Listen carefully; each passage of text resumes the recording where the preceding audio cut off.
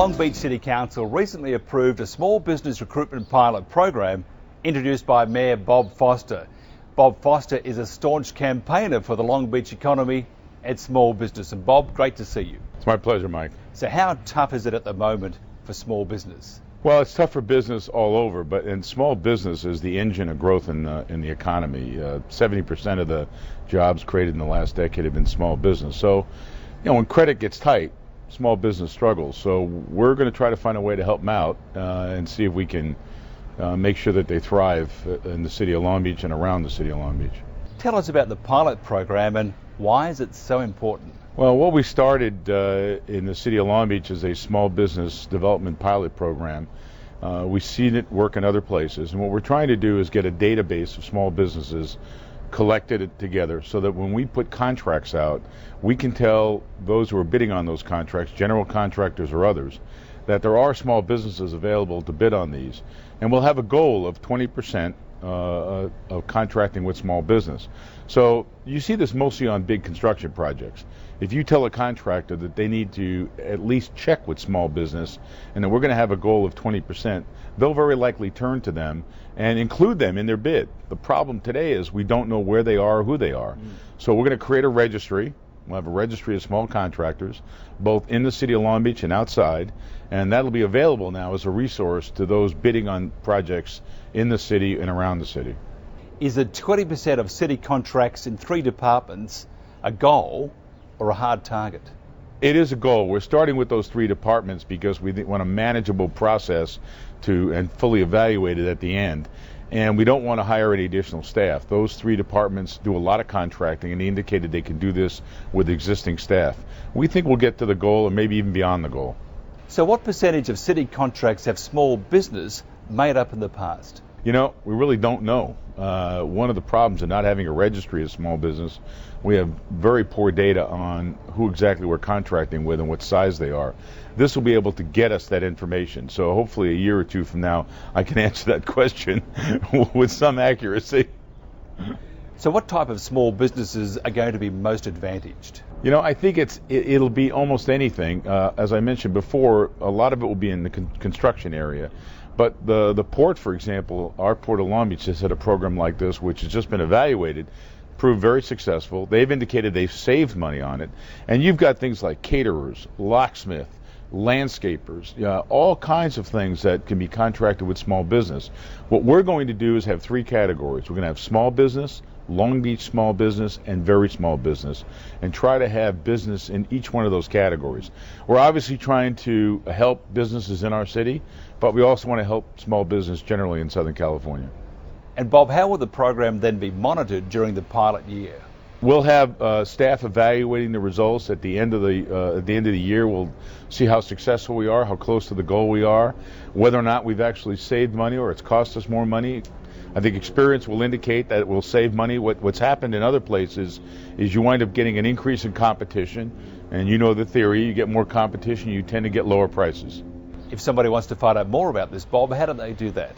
I would urge them to call the mayor's office. It's the mayor of Long Beach, Bob Foster, at 562-570-6801, and you'll get all the information you need. We'd love to have people call so we can get them registered.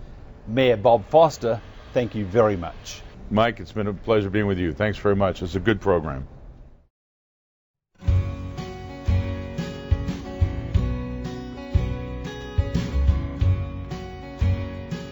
Cambrian is a non-medical home care company since 1996, with offices throughout Southern California, providing in-home services such as bathing, grooming, light housekeeping, and meal preparation for seniors, developmentally disabled, and post-surgery.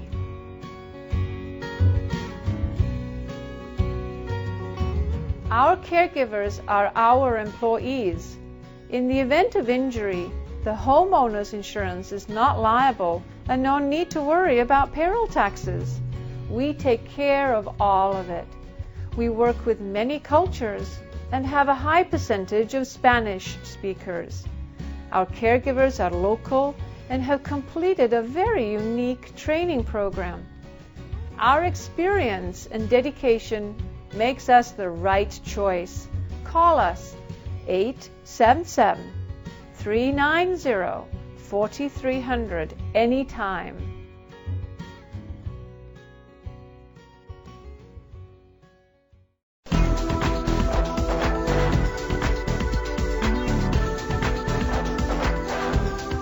Robert Brugman is Executive Director of the Avenues of Art and Design Business Improvement District in West Hollywood. And Robert, nice to see you again. Good to see you again. So tell us about your biggest event, the 12th Annual Art and Design Walk. So the annual Art Walk is basically an open studio tour where people can come and share experiences in community and walk around the district. So 300 member businesses are open to the public, whether they sell furniture or clothing or gifts or textiles, and you can walk into a place that you've always wanted to go into. Maybe you were afraid to go in, but the doors are open and you can learn about all kinds of interior design, all kinds of clothing. It's the last Saturday in May. It's from 4 to 8 p.m. All of the events are complimentary. We will have hospitality stations located throughout the district, which you can walk from Doheny, down Melrose, down Robertson, or all the way to La Cienega. People will be there to direct you and show you around. So you just really, it's sort of an exploration and a day of discovery for people who want to learn more about what is in that storefront and what do they tell me about tile and how do I learn more about Italian cabinetry. It's actually a very exciting kind of day of exploration. So what are its objectives and what does it mean for participants and for West Hollywood? Well, first and foremost, it's a day of community for the residents of the city of West Hollywood and people of Los Angeles to come and discover stores and resources that they may not otherwise experience. It's a day of celebration of all of the products and services and the quality of workmanship that we offer here in the district. It's from 4 to 8, the last Saturday of May every year. It's a free event open to anyone who wishes to attend. New this year, we're going to have some street closures where we'll have some activities for children and for families.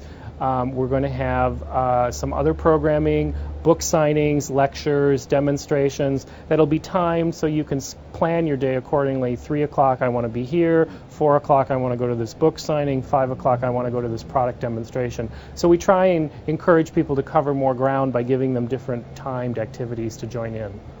What sorts of activities are included and what's so special about this year's event?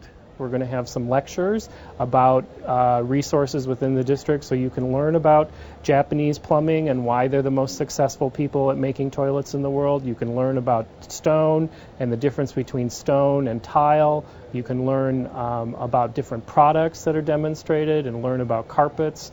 And then you can also shop. You can go to Kitson and buy gifts or clothing. You can have makeup or hair blown out. All kinds of things will go on. The newest things this year is really about the timed schedule and the hour for the children and the families. And then we're going to have another program called Art Walk After Dark, which will be from 9 to 11, and you'll have to go to our website to learn more about that. And what about the benefits for sponsors?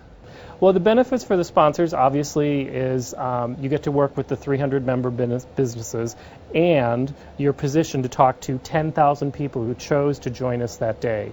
So in terms of an audience that's self-selected to be here, it's an upscale, aspirational consumer who's interested in consumer products. I mean, that's what we do in the district, is we sell things. We are in the business of business. So people who want to learn about art, people who want to learn about furniture, people who want to learn about clothing, generally speaking, are interested in spirits and automobiles and other products that sponsors wish to sell. So by communicating that you're participating with them in this event, your brand has the halo effect of the quality, service, workmanship that our brand provides.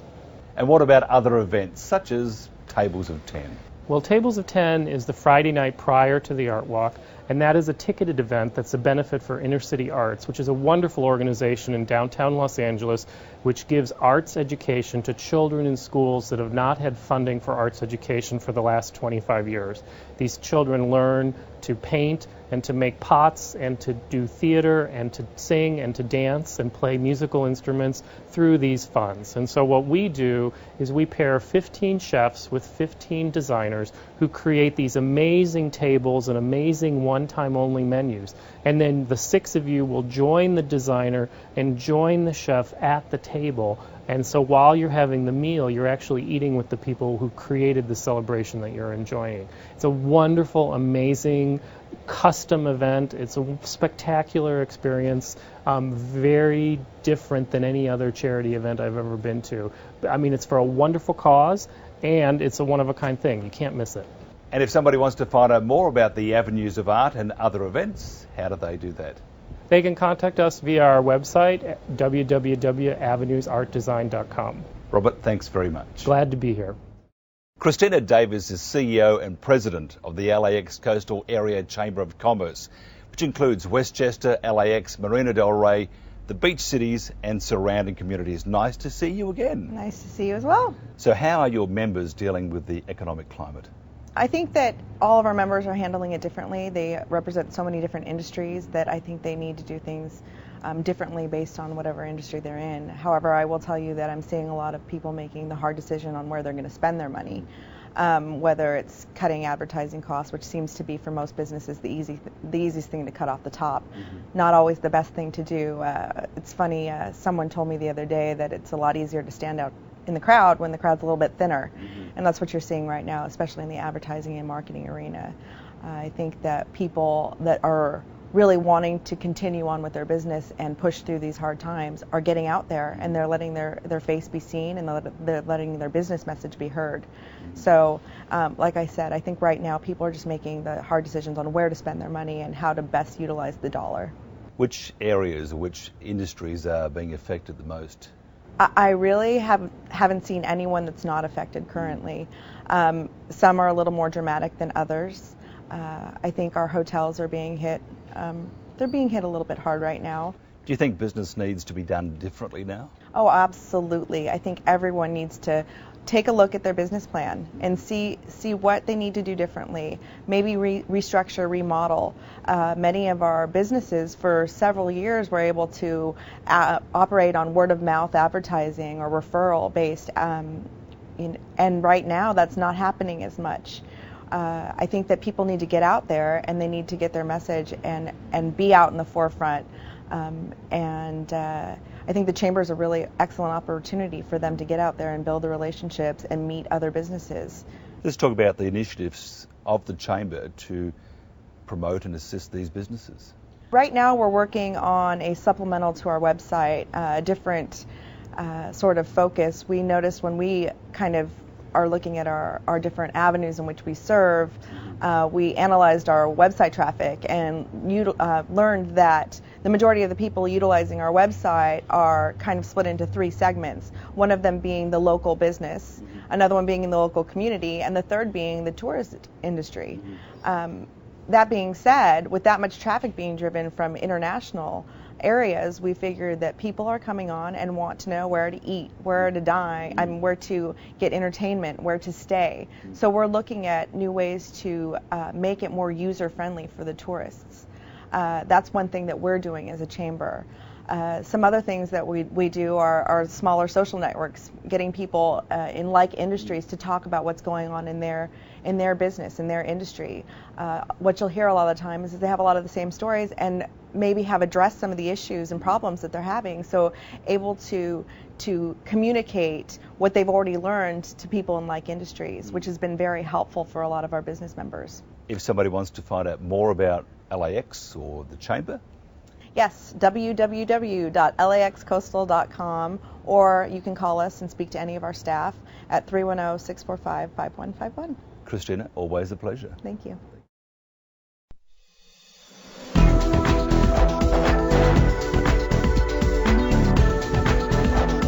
The internet and internet marketing are becoming more important to each and every business. Roger Dumanian is CEO of Fresh Element, a full-service advertising agency. And Roger knows what the internet can do for new and established businesses. Roger, great to see you again.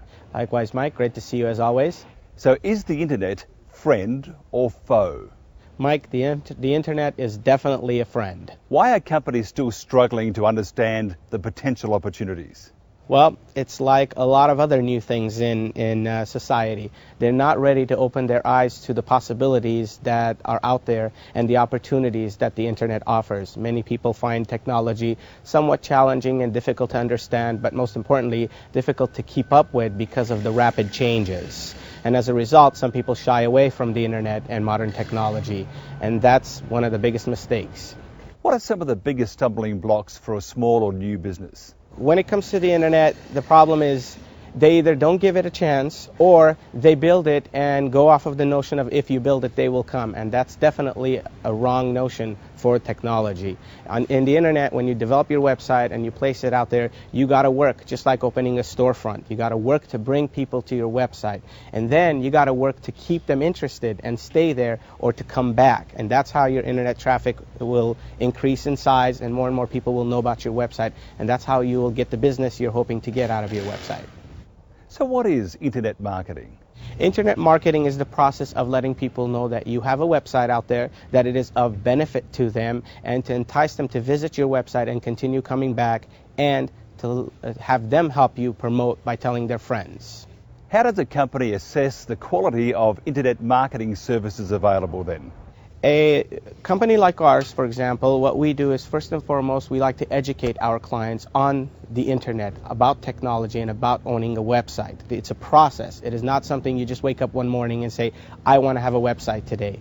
It's something that you work on, you develop, that you plan. But most importantly, you need to do research before you launch your website. You need to see who are your competitors and what are they doing with their websites, who are your target market and what geographic location are they in, where do they hang out online, where do they hang out offline, and to determine how you're going to target them. These are some of the things that we do as an internet marketing company. Okay, if somebody wants to find out more about internet marketing, how do they do that?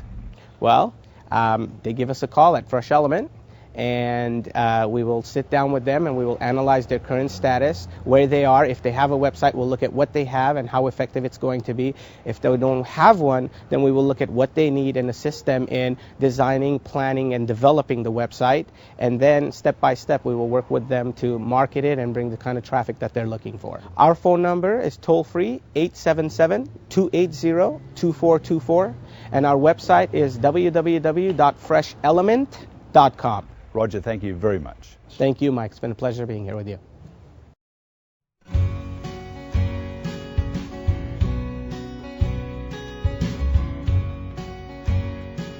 Cambrian is a non-medical home care company since 1996, with offices throughout Southern California, providing in-home services such as bathing, grooming, light housekeeping, and meal preparation for seniors, developmentally disabled, and post-surgery.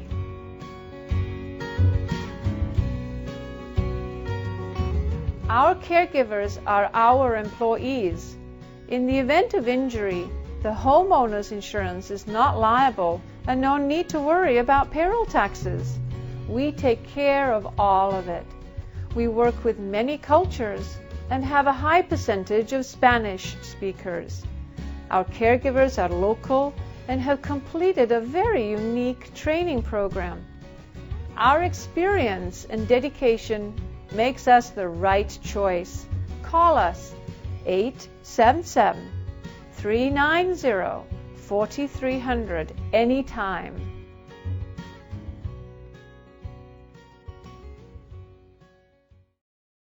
David Hemingway owns the Marketing Mentors Network, which specialise in sales and marketing roles, training and consulting. And David, nice to see you again. Thank you, nice to be here. Okay, startup companies and building sales resources, are there special situations here? There are, and it's actually our specialty at Marketing Mentors, working with smaller companies who are ready now to build sales and marketing staffs. Because whenever an entrepreneur begins a business, they automatically become the chief salesperson. They are the cheerleader, they're the person who knows the most about that company, and the founder is almost always invested in the sales. As the company grows, it's time to expand the staff, but it may be difficult to hire high-priced salespeople who have been successful elsewhere. So our model actually at Marketing Mentors is we recruit from colleges and universities, recent alumni groups, and we get young people who are fired up, about the product or service, and then we give them very specific sales and marketing training that teaches them how to find prospects, how to make presentations, how to follow up, and how to be successful. And then we mentor them for the whole first year. So you've actually touched on something that is really our specialty and has been very, very successful for a lot of small businesses who need to expand their sales and marketing staffs, but need to do it under a controlled, limited budget. Which is interesting because, I mean, how often do you see a company that is successful and they've got this great sales force out there and they can't deliver the product because it's just sales is just outgrowing the whole company, so demand is exceeding supply. Absolutely, and you need to be able to deliver top quality service because that's how you keep your customers. And generally speaking, we've worked with clients who have had great explosions in demand and have had to manage their customers' expectations. And essentially, it's just really like every task with the customer, which is to be honest with them and to come up with a schedule that is going to work for both parties. In the long run, of course, an explosion in demand for a company is a wonderful thing. And on the other hand, though, there are companies that say, well, we really can't afford a great team or a big team of salespeople. What do you say to that? Well, that's where the apprentice model really becomes very, very critical. And companies have built great sales staffs from very modest beginnings by bringing in apprentices, sometimes even folks who didn't intend to be in sales, but who became interested in the product. And then the company trains them in the sales skills that they need in order to make that transition. And when that works, it's just a wonderful solution because the individual is growing into a whole new role and the company has someone that they can rely on to generate revenue year after year. And company training then is very, very important. We have a program at Marketing Mentors called the Lateral Learning Platform, and we approach companies and we say, what if all of your sales and marketing people were as effective as your best person? You can do that through internal mentoring programs that take the knowledge of your top people and spread it around to your junior people and really raising the entire level of performance.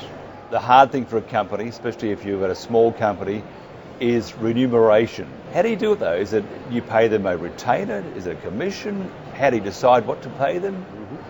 Generally speaking, our research shows that companies are better paying a modest base salary and then commission on top. There are other alternatives. Some companies use draws against commission, but that can be destructive if a salesperson gets in a situation where they have a large mountain to climb. You want your salesperson to be successful every time they do something positive for the company. That's how it works for both parties. The other thing some of our companies do is they take operations people and they devote them part-time to sales. And then they can pay them special commission for the sales that they make while they're still earning their base pay doing their operations job. The people who say that you have to have a professional salesperson come in from the outside very often find that they can do better with someone internally who really understands their product, but then the company either, and this is a big part of what Marketing Mentors does, but the company either internally or outside, from the outside, has to bring in somebody who understands training and who will provide help to that individual to mentor them. How then do you determine the percentage in a commission? Because you can become over generous or a bit too tight. That's really a function of your product, what your margin is, and really a good way to do it is to sit down with your accountant or CEO or with yourself if you're the owner and say, what level of pay would I be willing to extend for an individual once they reach this level of success? If they have sold 12 clients X amount, how much would I pay them for that? And then you can work it backwards. You always want to give the individual a strong incentive to be successful. So a large base is really too onerous on the company. You want it to be a modest base with a lot of commission and a lot of upside potential, because it's what salespeople live for, to get up in the morning, put their feet on the floor, and go out and talk to somebody new. They have to have that incentive. Somebody once said, make them hungry. Is that the right term to use? Well, yes. You don't want to starve them, because starving people aren't productive. But you definitely want them to be in need of constant nourishment. If somebody wants to find out more, how do they do that? We'd love to speak with them. We're based here in New York, the Marketing Mentors Network. Our website is marketingmentors.org, O-R-G, and our telephone number is 212-722-5600. Always a pleasure chatting with you because we're both ex-radio people. We can drop our voice and make ourselves even deeper. Sound very official. Thank you so much. Nice to talk with you. Thank you. Thank you.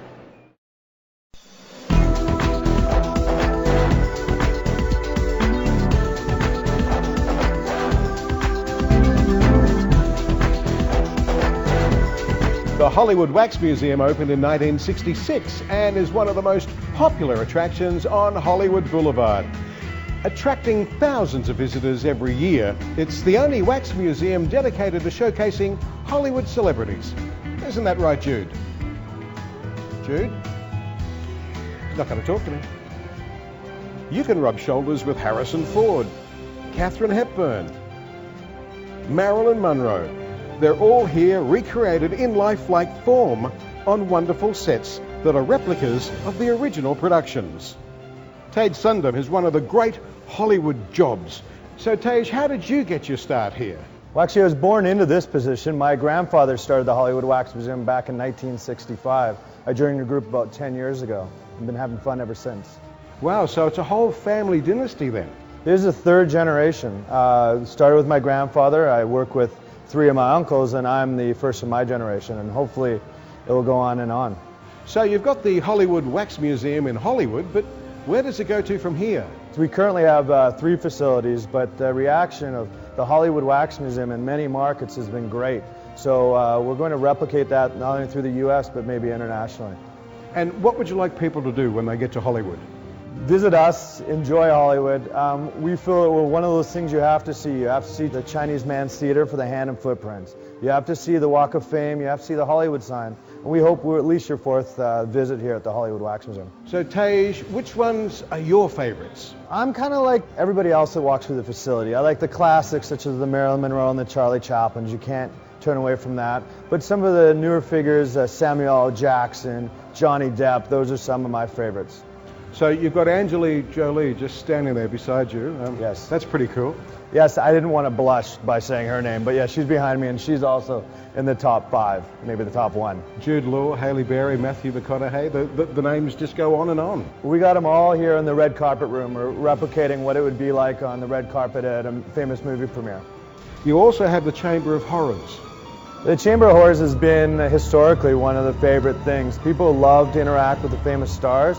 What we've done is take the famous horror genres and introduce those figures into the attraction. So people love it, and they have loved it since the day we opened. I noticed the governor of California, Arnold Schwarzenegger, is there as the Terminator. So lifelike, it scared me. I thought he was going to jump out. Well, that's the whole idea of the figures here. We actually did a full event when he got into office, and we did the generations of Arnold Schwarzenegger. We started off with Conan the Barbarian, then to the Terminator, and now to the leader of our state.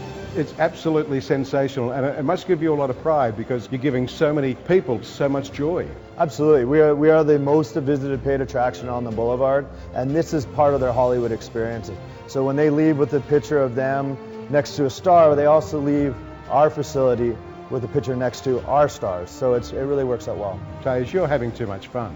This is it's not really a job for me. I really enjoy it. Thank you. Thank you. Enjoy your visit.